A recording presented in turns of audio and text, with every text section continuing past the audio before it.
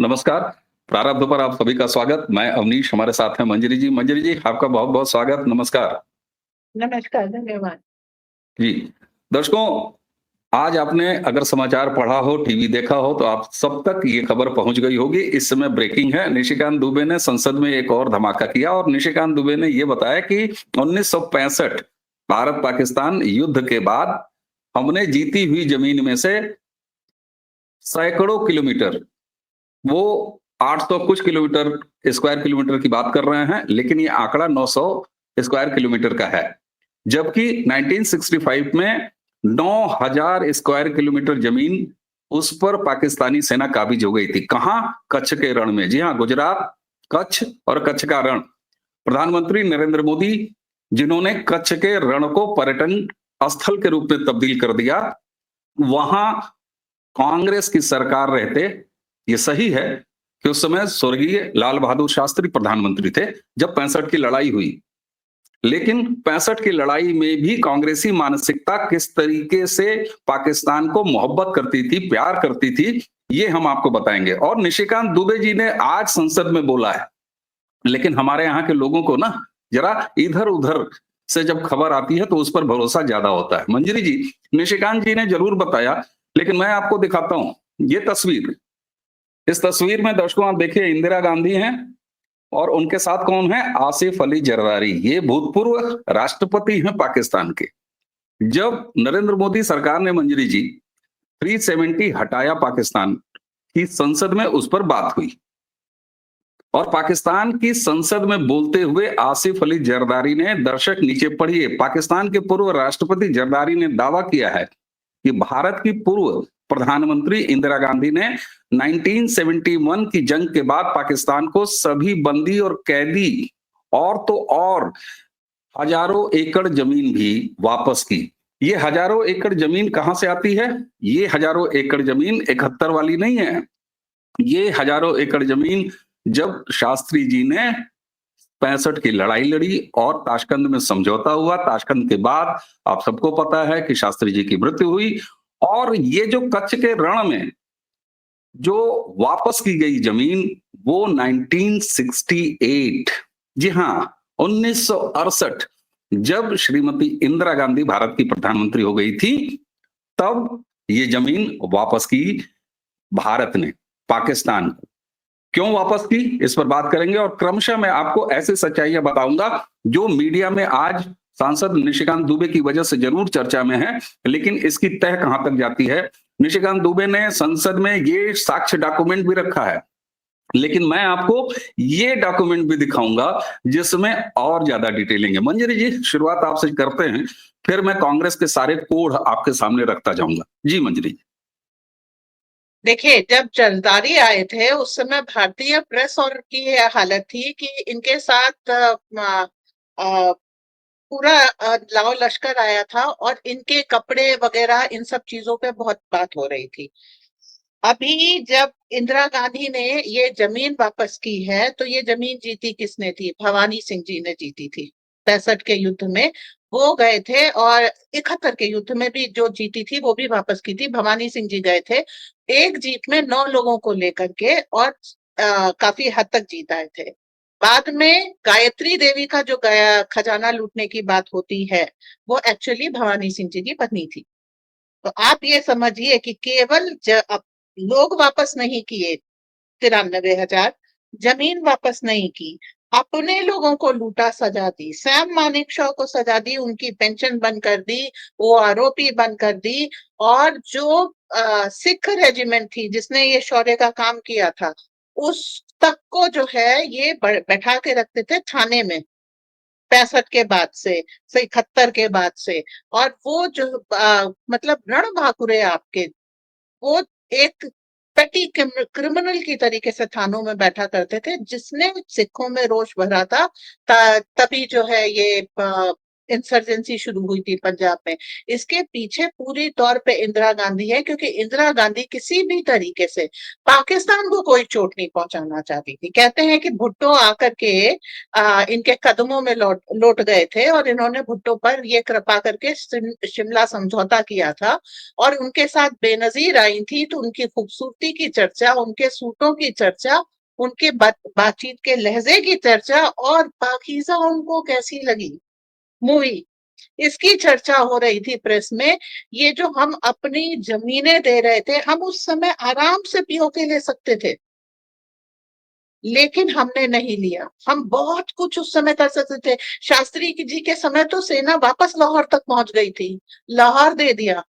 लाहौर अगर हम ले लेते तो कितनी बड़ी बेइज्जती होती पाकिस्तान की, लेकिन हमने हमेशा पाकिस्तान की इज्जत रखी है, अपने लोगों का। हमारे जो कुछ लोग पकड़े गए थे, उन सबको हमने वापस नहीं लिया। मिसेस गांधी को वो याद नहीं आया और इस पे उनको आयरन लेडी कहते। 71 का युद्ध तो पर्सनली जाके लड़ाई करके इंदिरा गांधी ने जीता था, और अभी जो हुआ है वो सेना का शौर्य, ऑपरेशन सिंदूर। तो ये हमारी प्रेस, ये हम मेंटालिटी चलती रहती है। तो इंदिरा गांधी ने क्या किया है, नेहरू की लेगेसी को फॉलो किया है। तिब्बत दे दो, वहां पे घास का तिनका नहीं उगता। कच्छ दे दो, वहां पर पानी नहीं है। और अगर मोदी पानी ले जाने की कोशिश करेंगे तो मेधा पाटकर जैसे लोग और आमिर खान जैसे लोग वहां पर आंदोलन में बैठे आते हैं। इकोलॉजी सुरक्षित करो तो लोग मर जाएं, इकोसिस्टम बरकरार रहे। तो इस तरीके का है कोको आइलैंड, काबो वैली, इस तरह के समझौते वो किए हैं। और इन्होंने कच्चा टीबू नाम का एक आइलैंड भी दिया था, जो हमारे कब्जे में था, जिसके कारण बहुत दिक्कत होती है हमारे मछुआरों को। तो अगर भारत की जमीनें बांटना हो तो इस राजशाही परिवार को देखिए। आज भी देखिए लोग स्वतंत्रता की बात करते हैं, पर हाई कमीशन है, एम्बेसडर नहीं जाता पाकिस्तान। तो कैसी स्वतंत्रता और हम किसके वासल है, ये तो आप लोग जानते ही हैं। जी जी बिल्कुल मंजरी जी, लेकिन एक और आपको तस्वीर दिखा रहा हूं, दर्शक भी देखें कि कितने टुकड़े भारत की करने की तैयारी, और भारत के टुकड़े ये किए हैं कांग्रेस ने। बहुत एक बात होती है कि साहब अक्साई चीन दे दिया, और नेहरू कहते थे कि वहां पर घास का एक तिनका नहीं उगता। तो अक्साई चीन के बारे में एक चीज बताऊं, अक्साई हाँ, चीन चीन को हमने नहीं दिया है, पाकिस्तान ने दिया है। बिल्कुल ठीक बात है, और वो लेकिन कहते कश्मीर हमारा है, तो अक्साई चीन क्यों दिया? जी सॉरी। जी जी बिल्कुल बिल्कुल। और चीन के लिए भी बहुत दरियादिली खैर पंडित नेहरू के मन में थी, लेकिन ये तस्वीर मैं दर्शकों आपको दिखा रहा हूं, ये जरा उस समय 1965 की जंग के बाद जो स्थिति थी, जरा आप देखिए भारत ने क्या क्या पाया जीतने के बाद भी, और क्या क्या खोया। ये सारी कारस्तानी 1965 की लड़ाई और शास्त्री जी के बाद श्रीमती इंदिरा गांधी की देन है इस भारत देश को। और एक आपको जरा सा कच्छ की चूंकि बात हो रही है, तो मैं आपको जरा डिटेल दिखाता हूं कि दरअसल कच्छ के रण में हुआ क्या था। कच्छ के रण में ये तस्वीर आप देखिए दर्शकों, आपके सामने है। कच्छ के रण का जो पूरा युद्ध था, वो युद्ध शुरू हुआ जब 9 अप्रैल 1965 को। 9 अप्रैल को पाकिस्तानी सेना की 91वीं इन्फेंट्री ब्रिगेड ने अंतरराष्ट्रीय सीमा पार करके कच्छ के रण में प्रवेश किया और कंजरकोट के पास सरदार पोस्ट पर काबिज हो गई। 24 अप्रैल को पाकिस्तान ने टैंकों और तोपखानों से फिर हमला किया और 4 और हमारी चौकियों पर कंजरकोट के पूरे इलाके पर कब्जा कर लिया। अब यहां से हमारा दर्द शुरू होता है कि हमारी सेना की क्या मजबूरियां रही जब कांग्रेस की हुकूमत रही है। भारतीय सेना ने कोई खास लड़ाई नहीं लड़ी और पीछे हट गई। तर्क, दर्शक जरा सोचें आप, तर्क क्या था उस समय, और सेना वही करती है जो उसके हुक्मरान दिल्ली से जो उनको ऑर्डर आते हैं। उनका तर्क क्या था कि कच्छ के रण में मानसून की बाढ़ किसी भी हालत में पाकिस्तानी सेना को खदेड़ देगी। कांग्रेस की सरकार बाढ़ के भरोसे कच्छ के रण की लड़ाई 1965 में बैठी हुई थी। हालांकि यह भी सही है कि उस क्षेत्र में भारतीय सेना उस समय पाकिस्तानी सेना को खदेड़ने के लिए सैन्य और रसद के हिसाब से तैयार भी नहीं थी। 62 की जंग में जूते नहीं थे जब चाइना से पंडित नेहरू ने युद्ध के समय में हमारी सेना को इस लायक बना दिया था। और कंजर कोट पर कब्जा के तुरंत बाद पाकिस्तान ने बातचीत की पेशकश की, क्योंकि वो काबिज हो गया था। भारत ने ये कहते हुए इनकार कर दिया कि जब तक पाकिस्तान अवैध रूप से कब्जाए क्षेत्रों को खाली नहीं कर देता, तब तक कोई बातचीत नहीं हो सकती। हम ये उम्मीद लगाए बैठे थे कि वो खाली कर देगा और फिर हम उससे बातचीत करेंगे। और उस काबिज जमीन का आज निशिकांत दुबे ने संसद में बोला है, जिसको जरदारी ने 370 हटाते के समय पाकिस्तान की संसद में बताया था। ये सारे डॉक्यूमेंट मैं आपको दिखा रहा हूं, क्या कहेंगे आप? कांग्रेस को भारत की जमीन बांटने का शौक था। इन्होंने सालों तक चीन की सीमा पे सड़कें नहीं बनवाई कि उन सड़कों का चीन यूज करके आ जाएगा। आज उनको मोटरेबल रोड बना करके अपनी सीमा सुरक्षा के लिए हम करें। चीन आता जा रहा है। चीन से उन्होंने समझौता किया था कि जो हमारी बाउंड्री है उसके ऊपर हम हथियारों से नहीं लड़ेंगे। आप सोचिए। और पाकिस्तान से हमने समझौता किया है कि हम अपनी इंटरनेशनल बॉर्डर पे और पाकिस्तान से लगी सीमा पे अगर कुछ भी करेंगे तो हम आपको पहले से बता के रखेंगे, 30 दिन पहले, 90 दिन पहले हम इंफॉर्मेशन देंगे हम क्या करने जा रहे हैं, कौन सी चीज यूज करने जा रहे हैं, क्या एक्सपेरिमेंट होगा। तभी जब हम अटैक करना था हमको इस पे बालाकोट पे, तो हमारे जो फ्लाइट उड़ी थी वो इंदौर से उड़ी थी। पठानकोट से भी उड़ सकती थी, लेकिन पठानकोट से अगर हमारी कोई फ्लाइट उड़नी होती तो ये समझौता कांग्रेस करके आई थी कि हमको पहले से पाकिस्तान को बताना था। तो मिड एयर रिफ्यूलिंग हो करके हमने इंदौर से प्लेन उड़ा करके वो अटैक किया बालाकोट वाला। ये सारी चीजें कांग्रेस की है। जो आप बता रहे हैं इसके आगे भी बहुत वो है। लेकिन बेशर्मी देखिए जिससे राहुल गांधी ये कहते हैं कि मोदी बताएं ये कैसे किया, और जयशंकर जो है मुखबिर है। ये बेशर्मी कहाँ से लाते हैं कांग्रेसी की? ये अभी तो आप खोदते जाइए हर जगह। आज मणिपुर की दिक्कत का कारण जो है काबो वैली है, जो एक बड़ी खूबसूरत वैली है, और आज उसको लेने के लिए आपको दिक्कत आएगी। चित्तगांव हमारा था, जिसको चट्टगांव को जो है उन्होंने बांग्लादेश को दे दिया, और आज आपको नॉर्थ ईस्ट में जो है चटगांव एक मेजर एयर सी पोर्ट की तरह से हो रहा है। ये सारी चीजें जानबूझ के की थी ताकि भारत में समस्या बरकरार रखे। आप बैटल ऑफ लोंगेवाला आपको याद होगा 71 की लड़ाई की, वो चीज वहां से भी हटने के ऑर्डर आ गए थे।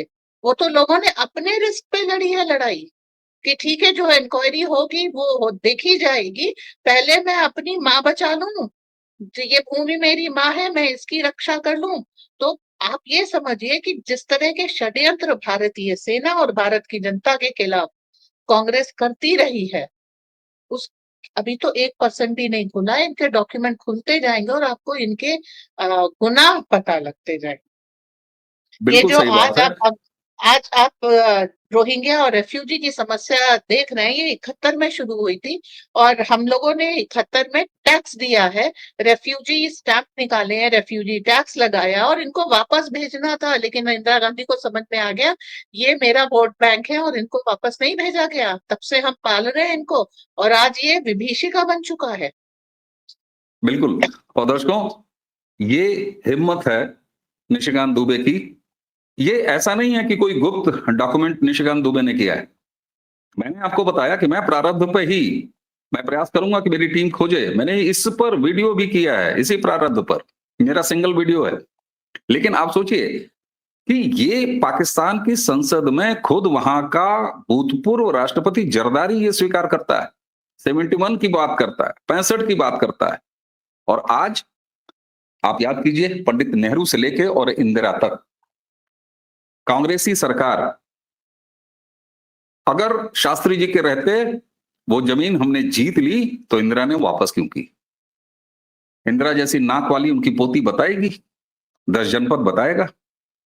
ये 55 साल का अधेड़ जो घूम रहा है, भारत की सेनाओं के शौर्यता पर सवाल उठाता हुआ, ये बताएगा दर्शकों? ये सवाल अब पूछा जाना चाहिए।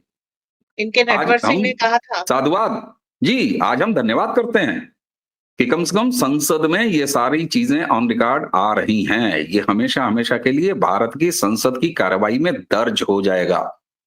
और मजे की बात यह है, शर्म की बात है, मजे की नहीं, कि कांग्रेस की तरफ से अभी तक इस पर कोई प्रतिक्रिया नहीं आई है। हमें उम्मीद है कि ये वीडियो उठा के पटकिए, निशिकांत दुबे जी की खबरें उठा के पटकिए कांग्रेसी हैंडल्स पे और उनसे सवाल पूछिए। जी मंजरी। देखिए, सिक्किम का अधिग्रहण आपने अगर कांग्रेस की साजिश देखी हो तो वहां पर भी बिल्कुल डीप स्टेट की मतलब ये कह लीजिए वर्किंग की तरीके से उन्होंने सिक्किम के राज्य को अधिग्रहित किया था। मिलता हुआ कलात जो आज बलूचिस्तान कहलाता है आपने छोड़ दिया। उसके बाद नेपाल ने आपसे संधि की करनी चाहिए, विलय करना चाहा, आपने छोड़ दिया। नेपाल एक समस्या है। श्रीलंका से एक समय आया था, लेकिन श्रीलंका में शांति सेना भेज करके जिस तरीके से आज आपने हालात वो कर दिए हैं, तो ये सारी समस्या हिंद महासागर में, पूरा हिंद महासागर आपका था, आपने 200 नॉटिकल माइल करके छोड़ दिया। आज मोदी जी को उसी को कब्जा करने में दिक्कत आ रही है। आप समझिए, सुभाष चंद्र बोस ने सिंगापुर से लेकर के नागालैंड तक की जमीन जीती थी। 20,000 भारतीय उसमें वीर गति को प्राप्त हुए थे। सालों का समय लगा था, हथियार लगे थे। वो सारा आपने इसलिए छोड़ दिया कि भारत का पहला प्रधानमंत्री फिर सुभाष चंद्र बोस को कहा जाएगा। जीता हुआ आपने कराची सी पोर्ट आपने दे दिया उनको, क्यों? क्योंकि जो है पाकिस्तान के पास ऑपरेबल पोर्ट होना चाहिए। वहां पर भारतीय सेना भी थी ना, अगर चाहते तो कराची आज भी भारत में होता। तो कांग्रेस की दानवीरता की अगर आप चर्चा करें तो असंख्य है। आज भी आप बिल्कुल देखिए वो हिस्से जो भारत से अलग हुए हैं किस तरीके से परेशान है। कोई भी सुखी नहीं है भारत से अलग होकर के, और उनके अलग होने के कारण भारत को भी समस्या है। पर बिल्कुल भारत को खंड खंड करने का श्रेय कांग्रेस को जाता है। फिर अल्टीमेटली एक ही बात आती है, 1865 की लड़ाई के बाद एओ ह्यूम ने जो कांग्रेस बनाई थी उसका उद्देश्य जो था वो अपने जन्म के उद्देश्य को पूरा कर रही है। अब उसमें शुरू से ही सत्ता, इसीलिए ने मोतीलाल, जवाहरलाल, इंदिरा, फिर राजीव, फिर सोनिया और आज राहुल। बिल्कुल ठीक बात है। और दर्शकों एक चीज और आपको बताऊं, ईस्ट पाकिस्तान जब भारत को बांटा, और ईस्ट पाकिस्तान और बांग्लादेश आज का, जरा वहां की एक घटना आपको सुनाता हूं। आप सोचिए 3 बीघा गलियारा जिसको दिया गया, और उस 3 बीघे गलियारे का ही नतीजा है कि आज हमारे पास चिकन नेक नाम की एक कमजोर नस है भारत में।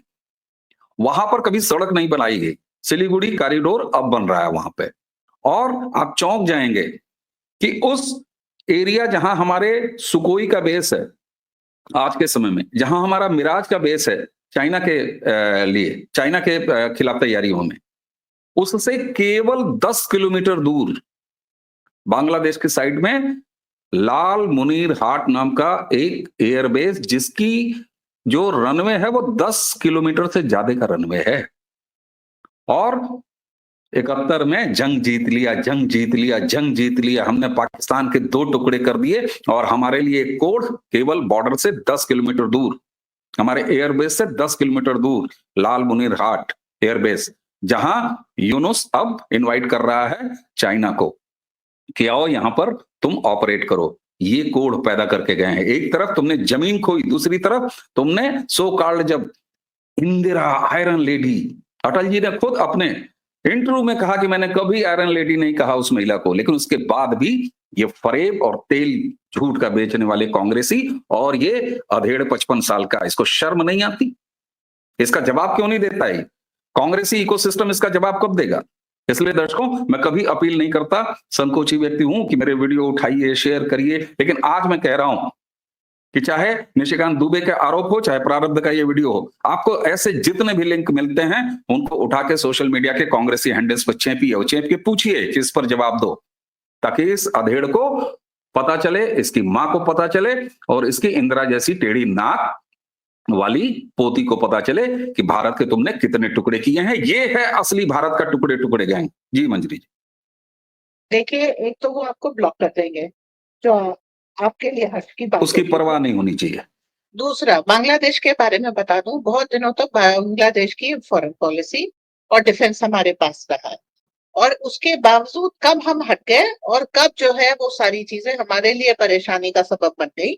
ये मुक्ति बाहिनी और मुजीबुर रहमान, ये सारे जो है भारत, और एक समय बात भी हो रही थी कि धीरे धीरे विलय कर लेंगे। इसके बावजूद ये सारी चीजें दे दी गई और आज हम उसी मुहाने पे खड़े हैं जहां 71 के समय खड़े थे। तो जीती जमीन को हारना और अपनी जैसे शिमला समझौता है, ये समझौता बिल्कुल ऐसे लिखा गया है जैसे भारत हारा। नेहरू लियाकत समझौता, अरे भाई जब इधर की पॉपुलेशन उधर जा सकती थी, उधर की इधर आ सकती, तो भारत का बंटवारा किया क्यों?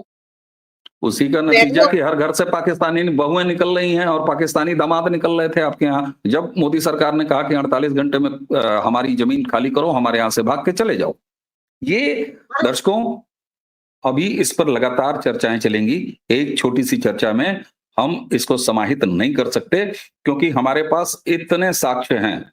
मैं प्रणाम करूंगा एक बार फिर निशिकांत दुबे जी को कि आपने मौसम बना दिया है और मौसम तो पहले से ही बना है। हम अपनी जिम्मेदारी निभाते रहेंगे और इसी तरीके से भारत के टुकड़े टुकड़े गैंग जो 10 जनपद में निवास करता है और जिसकी पार्टी ने इस देश में 65 साल राज किया है, उससे ये सवाल जरूर पूछेंगे और इस अधेड़ 55 साल के अधेड़ को जवाब तो देना पड़ेगा।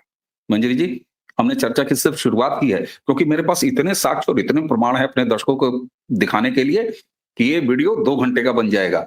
इसलिए आज की चर्चा यहीं अब समाप्त करेंगे दर्शकों, और ये सीरीज जब चलेगी, ये सौगंध है प्रारब्ध की। मंजरी जी, आपने हमें समय दिया, आपका बहुत बहुत धन्यवाद। दर्शकों, इसी के साथ हमें और मंजरी जी दोनों को आज्ञा दीजिए। नमस्कार। नमस्कार।